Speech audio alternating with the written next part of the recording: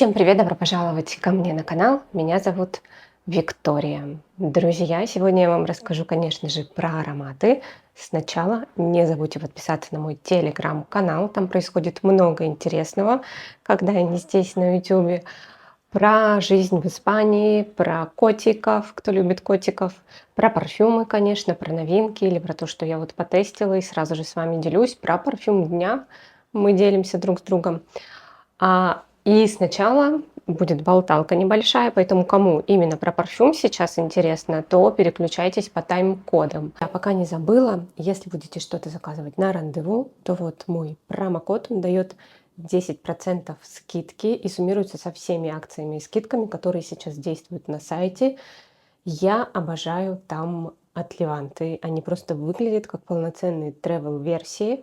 8 миллилитров. Они есть практически на любой аромат. Это очень удобно поносить, попробовать. Еще у них часто бывают снятые ароматы, причем по нормальной цене.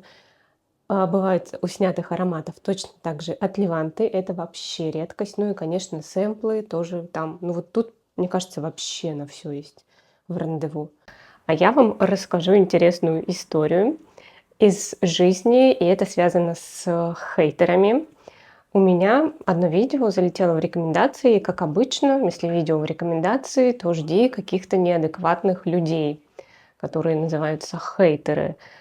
Я уже давно поняла, да, что этим людям бесполезно что-то объяснять, потому что их задача выразить негатив, который вот у них накопился внутри, да, либо, возможно, вообще я же не вижу, да, кто там за этим ником прячется. Может быть, это кто-то, кто в жизни вот меня не любит, не любил, и тут он меня встретил на ютубе и такой: вот сейчас я на нее и налью какашек. В жизни ему было страшно ко мне подойти, что-то сказать против. А тут вот он нашел наконец-то.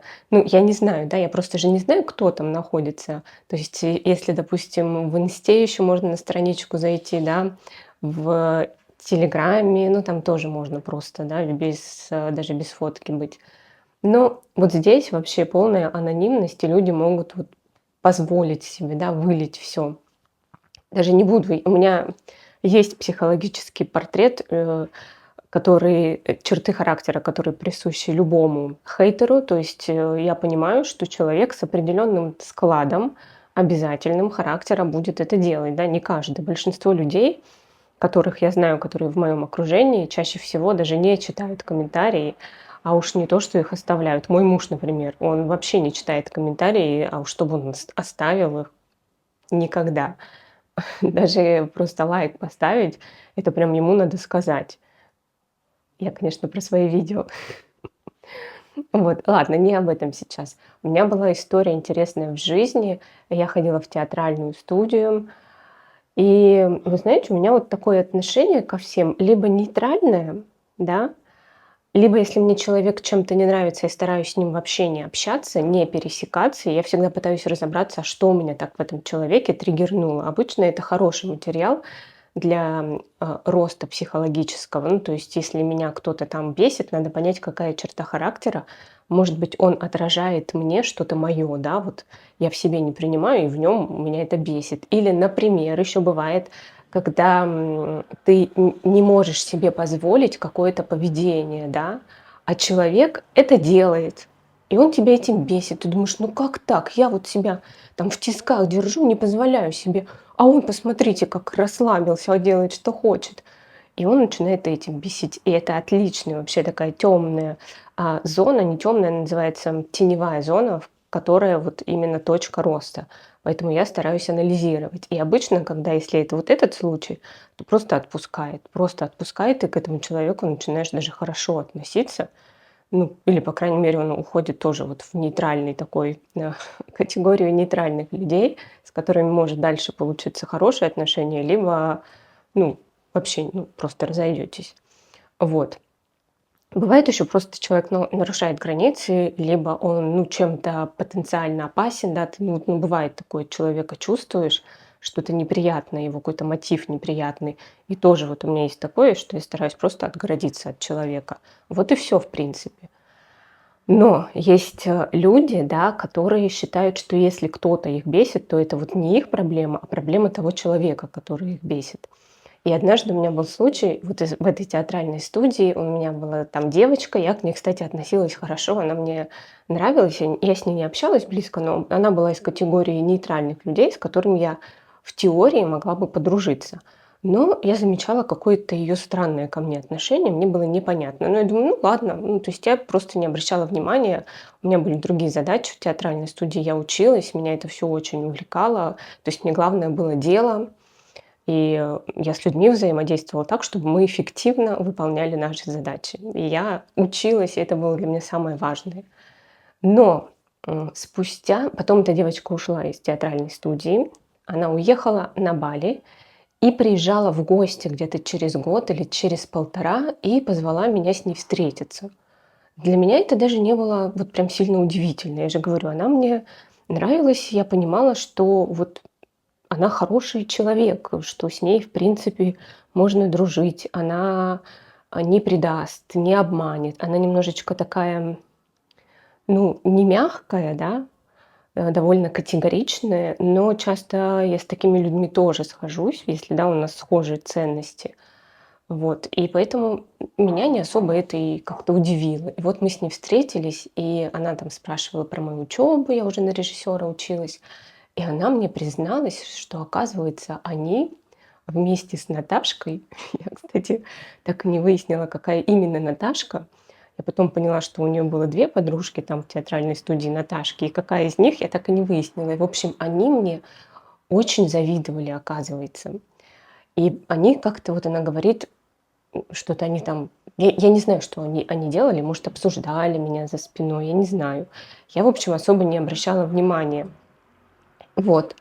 И она говорит, что они очень завидовали, что наш преподаватель, он прислушивался к моему мнению очень часто и, ну, относился ко мне как-то, вот он выделял меня, ну, мне так не казалось, но вот им со стороны так это виделось. И, в общем, они все это время мне завидовали, и вот она передо мной даже извинилась за это. Ам, ну, мне было так удивительно в этот момент, что я это даже я не заметила, как это происходило, да. Я даже говорю, что мне казалось, что я даже с ней могла бы дружить, да, при определенных обстоятельствах, если жизнь, так сказать, нас бы близко столкнула, там, не знаю, один этюд делать, один проект.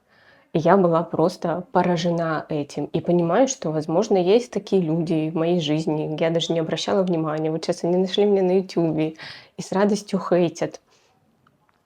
Не знаю, в общем. И к чему я это? К тому, что хейтеры — это такая неизбежная, видимо, вещь, да, когда у тебя видео попадает в большие охваты, и какое-то у меня стало отношение к этому довольно легкое. Да, я сейчас чищу комментарии хейтерские, когда они начинают повторяться. Я думаю, ну, вы сидите, читаете, вам же, наверное, неинтересно одно и то же, да, поэтому я их даже чищу. Вот, друзья, все. Не забывайте подписаться на телеграм-канал. Веселые истории про хейтеров и завистников закончились. И перейдем к парфюмерии. Давайте. У меня, кстати, там Макс, говорю, Рос лежит. Мы с ними сегодня в такой корпоративной расцветке. Сейчас я вам покажу. Рося, иди сюда. Иди, моя сладкая бусинка. Вот она, моя сладкая бусинка. Сейчас бесилась моя бусинка. Ой, все, бусинки, спать пора. Так, нет, тогда меня обрезает. Так, друзья, в общем, у меня вот здесь вот такая коробочка. Ну что, мои сладкие розовые лапки, идите. Коробочка, и в коробочке много-много ароматов. Давайте. Так, ну, начну. Давайте с него и начну, раз он мне так под руку попался. Роскошный, шикарный Fleur de Santal от Attar Collection. Вот он стартует, я сейчас вот сразу здесь чувствую нероли свежие и какая-то белоцветочность, кремовость и пушистый кашмиран, мускус и что-то вот такое похожее на маск-кашмир с немножечко солоноватой ноткой сандала. Вот как здесь проявляется сандал. Рассольности я не чувствую, но соленость я ощущаю. Было очень смешно. Я, значит, им набрызгалась в другой комнате, там сидел мой муж. Буквально прошло 2 минуты. Он просил не рассказывать эту историю, но не могу не рассказать, это реально интересно. Прибегает мой муж и говорит: "Что это? Что это, чем ты набрызгалась?" А надо сказать, что он вообще уже чаще всего не обращает внимания. И я думаю: "О, вот, ну ничего себе, вот это аромат, вот это он прям впечатлился". И и я ему говорю: "Сейчас я тебе покажу, спокойно". И он начинает мне описывать, что ему понравилось. Как-то тетя Таня еще там в конце 90-х, начале 2000-х из Германии мне привезла, крем после бритья. И он говорит: "Вот так же пах". Ну, в этот момент я как бы думаю: это какое-то не очень описание, да, шикарное аромата. Вот, я говорю: "Слушай, говорю, ну как-то, то есть тебе не нравится, да?" Он говорит: "Нет, это просто очень шикарно, это прям вообще супер". Потом я где-то искал еще этот аромат и не мог найти. Э, дай мне побрызгаться. В общем, какие выводы? Это однозначно унисекс. Второе. Все-таки мы поговорили, да, выяснили, что он не уверен, что на самом деле это был именно гель после бритья. Ой, гель, говорю, крем. Возможно, это был просто крем для тела. Он говорит: "Ну там был маленький такой бутылек, и что-то было написано по-немецки. Мы не поняли". Так что, может, крем для тела. Вот про крем для тела, но вот с нероли, да, с цитрусом я согласна. Даже, может быть, с ноткой флёр де оранжа. Ну, то есть какой-то такой цветок. Цветок белый тут есть. Вот, друзья, в общем, аромат шикарный. Еще ателье Модерн. Вот только у нас какой-то более-менее такой не жаркий день, ну, 20 градусов, уже хорошо, и ветер. Я сразу же его надеваю, ношу. Это пряности, это такая нотка, ну, может быть, сахарной ваты. И у меня есть ощущение, что... еще сандал. Да, есть сандал такой теплый, никакой не рассольный. Рос, уйди, не доставай кошку. Никакой не рассольный и такой теплый сандал. И еще есть такая нота, как будто бы немножко пудровая. У меня ощущение, но не косметической пудры, а такой гелиотропной пудры. Но это не заявлено в нотах. Но вот что-то такое в базе я ощущаю. Это я стала именно вот в прохладную погоду ощущать вечером где-то у нас, когда уже плюс 16. В жару этого не было, аромат просто слетал быстрее. И второй аромат — это Wise Widow.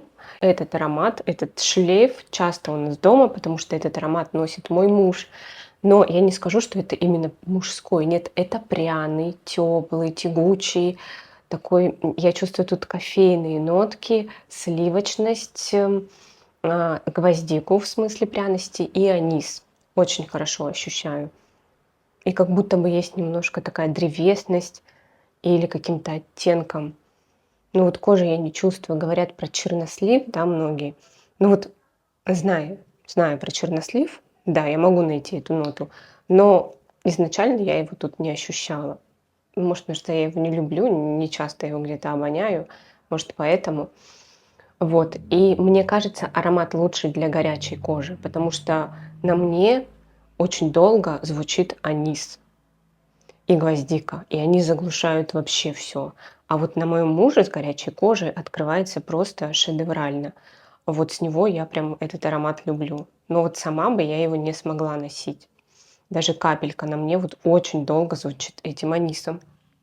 Так, следующий аромат — это Касамарати Quattro Pizzi.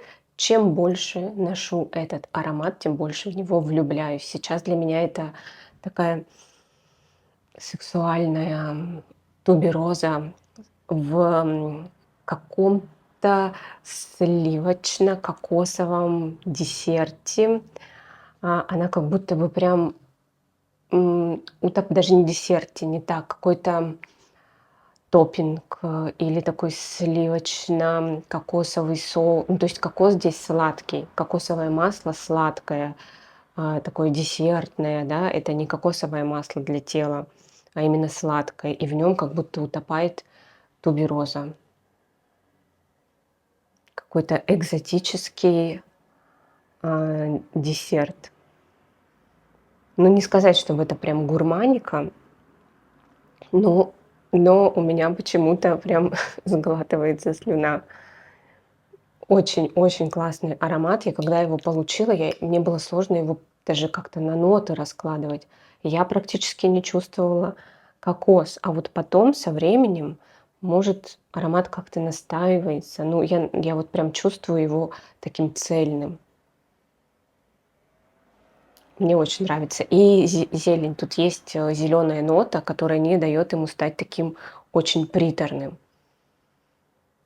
Мгм. Но вы знаете, вот мне кажется, если вам не нравятся ароматы типа синтры, там тоже зеленые ноты, свежие такие, и в то же время такая сладость, маршмеллоу, то вот этот аромат тоже вам, скорее всего, не понравится. В нем есть это сочетание. Но зелени, конечно, тут намного меньше. Если в синтре для меня прям много зелени и много сладости, там 50 на 50, то здесь зелени процентов 10, но она присутствует. Очень-очень классные ароматы. Вот мне нравится, когда аромат со временем как-то начинает. А мне казалось, кажется или не кажется мне, что ты там мне штатив шерудишь? Не казалось. Котя, ты же спал уже. Это я тебя со своей записью, да, растревожила? Ой, видите, мы реально в одной расцветке. Так, давайте дальше. Давайте дальше. Меня потянуло на самом деле на белые цветочки. И на Самата, наркотик Ви. Стоял аромат, стоял. Я все время на него смотрела, все время смотрела. Наконец-то дошла до него очередь. Это лилия, жасмин, тубероза и специи. Вот прямо сейчас я чувствую то, как заявлено в пирамиде. Лилия здесь очень ощутима. Если вы эту ноту не любите, то ну, вам этот аромат, скорее всего, не понравится. И тубероза тут фруктовая, прям чувствуется такой фруктовый старт. Я еще думала раньше, откуда, думаю, здесь такой прям фруктовый старт, а никакой фрукт не заявлен. Это вот тубероза такая бывает. Так, что у нас дальше? Мгм. Моя любимая Путан де Паласес. Все-таки я думаю, что это переводится «чертовы дворцы». Мне писали там под видео разные варианты, и кто-то, да, сказал, что да, «чертовы дворцы». Мне все-таки кажется, что это правильное название. Ну, я думаю, многие знают про этот аромат, кто особенно на меня давно подписан. Но до меня, знаете, какая интересная вещь дошла? Я как-то его всегда воспринимала в первую очередь как пудровый, такой помадный аромат с фиалкой. Но вдруг я поняла, что не будь здесь пряности, вот имбиря в верхних нотах и кожи, то я бы его так не любила. Мне именно нравится, оказывается, вдруг открытие, что мне нравится, чтобы в аромате была пряность. Хоть я и любительница цветочных и пудровых, но пряность для меня прям вот важна. Особенно вот сочетание такое, да. Вот. И если уж про пряность, то аромат, который я заказала вслепую, вы видите? Аромат, который я заказала вслепую, это была супер удачная покупка. Это аромат от, ой, господи, сейчас, от Le Liquide Imaginary, Пурпурный остров. И это пряный аромат, но я очень хорошо тут чувствую цитрусовую составляющую, бергамот. И есть такая древесная округлость в аромате. Знаете, на что он похож? У меня когда-то был аромат от Сислы, по-моему, и то ли 2, то ли 3. Я тут флакон прикреплю, и он у меня очень долго стоял. Это была неудачная покупка, я его схватила, помню, в Рив мне его посоветовала консультант, потестив только на блотере, да, это было еще до увлечения парфюмерией такого серьезного. Сейчас бы я так в жизни не купила аромат. То есть она на блотер брызнула, я такая его пообоняла и говорю: ой, ну да, давайте, и взяла. И, в общем, у меня от него болела голова, но мне сам аромат нравился. Но там, я не знаю, что там был, кстати, еще базилик. Не знаю, что именно, но меня прям очень сильно что-то там так действовало, что у меня болела от него голова. То ли там этот бергамот был такой звонкий, как колокол, знаете, прям как будто около него стоишь, и он долбит не переставая. Не знаю что. Но вот здесь вот есть капелька того бергамота классного. Шисо, по-моему, да, артемизия тут есть. И вот это вот зеленая составляющая. То есть чем-то они мне даже пересекаются. Но, но этот просто, вот просто мое. Он и свежий, он и пряный, чуть-чуть зеленый. И есть в нем немножечко сладости. Я, кстати, не помню, что тут за сладость отвечает, но немножечко есть сладость. Вот в том вообще ее не было. А тут она чуть-чуть есть, присутствует. Не помню, что ее дает. Ну, то есть это не сладкий аромат, не прям какая-то ваниль, а это свежий, фужерный, пряный, но вот с какой-то сладинкой. Приятный. Не помню, что тут ее дает. Так, давайте про кокос. Про кокос-то вам я расскажу. Кокос, который как кокосовое масло для тела. У меня было кокосовое масло, которое мне Танюша Шеремет присылала. Господи, Санбарт. Так оно называется. Потрясающее масло. Я читала состав, там все-таки есть какой-то усилитель запаха, да, что-то там есть какой-то ароматизатор в нем, но он все равно звучит очень натурально. Оно, то масло. И вот это звучит очень похоже на такой собирательный аромат, как будто вот я только что из душа, а, и на мне еще капельки воды, и я сверху наношу вот это вот кокосовое масло. Оно сразу же разогревается и дает вот этот потрясающий аромат, который, к сожалению, ой, ты мой сладкий, который, к сожалению, этот аромат, да, он, понятное дело, быстро выветривался. Ой, ты моя хорошая бусинка, уснула моя сладкая бусинка.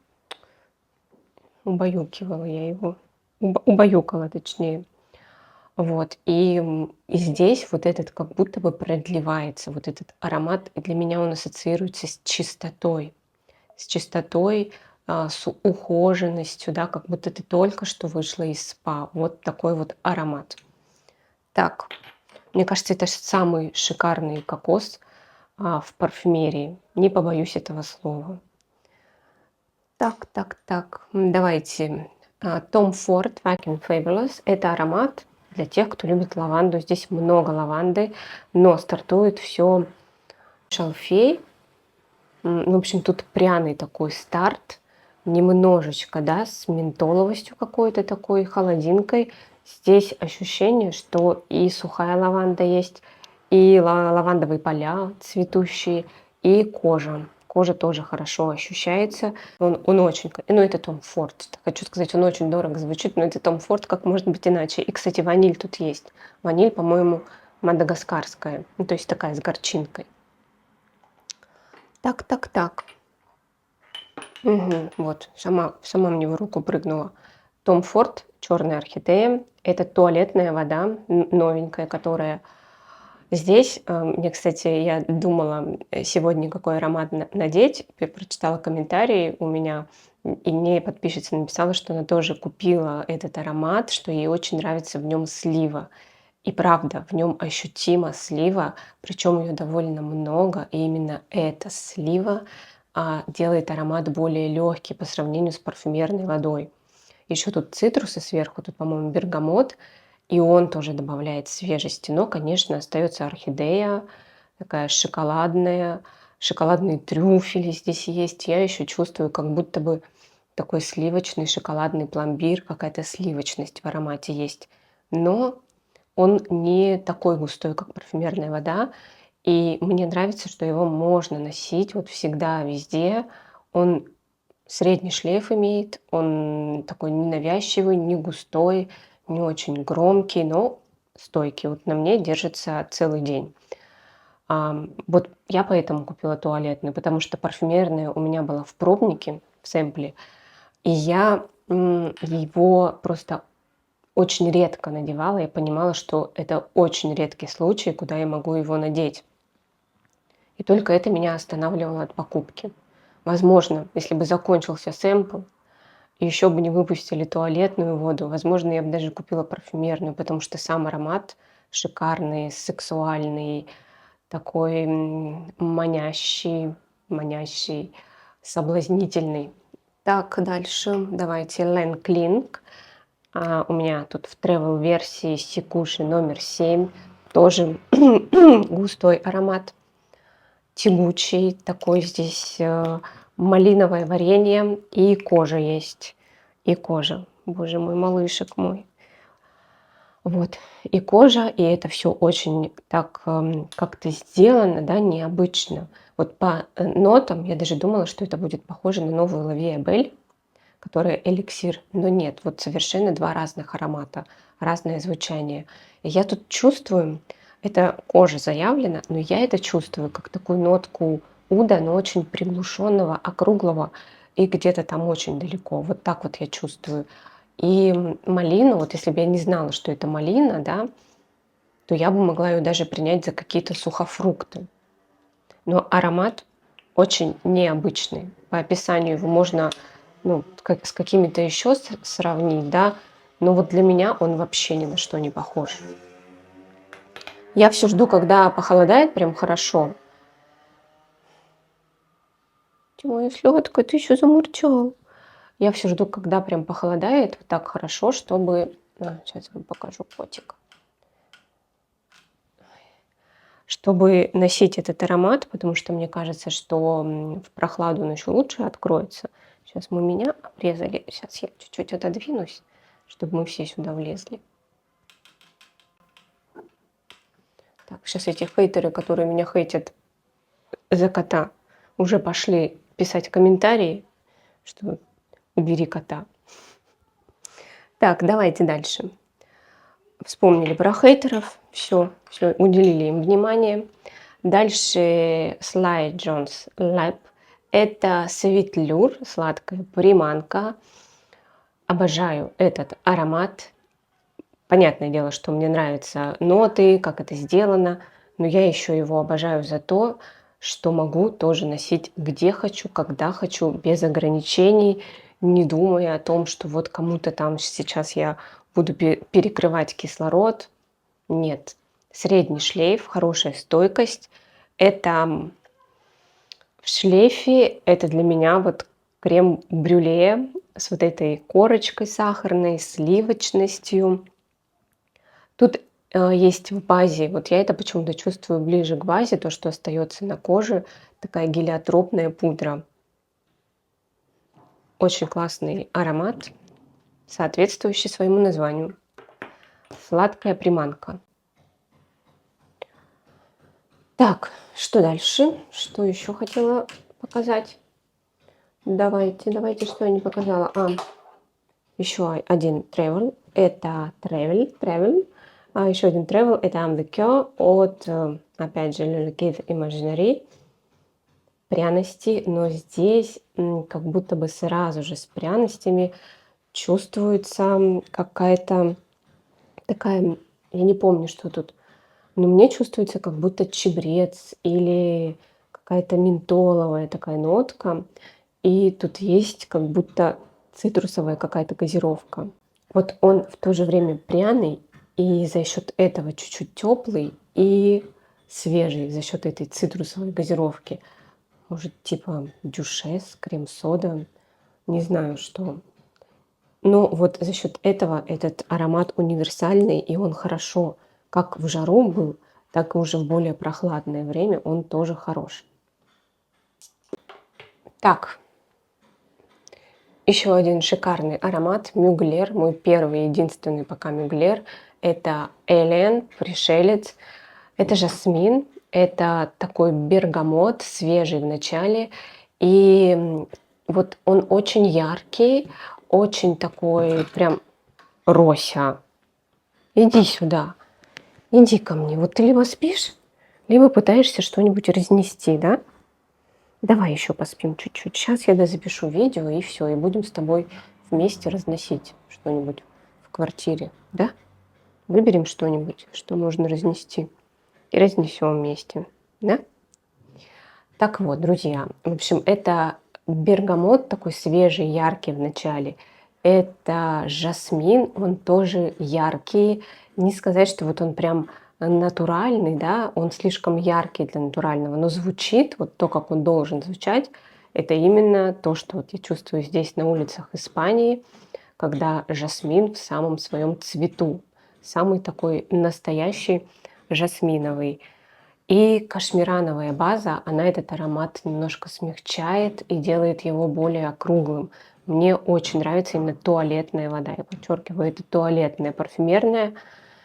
Но для меня она немного тяжеловата. Так, и, по-моему, это последний аромат на сегодня. Это Miss Dior, версия 2021 года, парфюмерной воде с таким, видите, бантиком уже тряпочным, как правильно. Это роза, это патчули с шоколадным оттенком, и я чувствую тут ноту какую-то, то ли клубники, то ли земляники. Вот я начала ощущать, когда аромат очень-очень настоялся. Ну, уже 3 года я прям купила его, вот только он вышел. Я сразу купила. Для меня какие-то чувствуется, как будто бы клубника. Ну да, она не натуралистичная, а скорее какой-то леденец клубничный. И он еще и в шоколаде.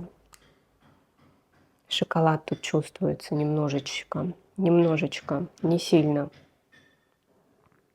Но он стал какой-то как будто более чуть-чуть наклонился в гурманику. Но это, конечно, не гурманский аромат. И тут есть роза. Естественно, есть роза. Она здесь все-таки главная. Немножечко такая кислинка есть этой розы. Я не чувствую здесь кислинку именно цитрусовую, а вот скорее всего это такая молодая роза. Но за счет сладости, да, вокруг нее все равно аромат такой довольно-таки, ну он хорош на осень, на прохладное время. Мне нравится, мне очень нравится он. У меня 3 миссиора в коллекции пока.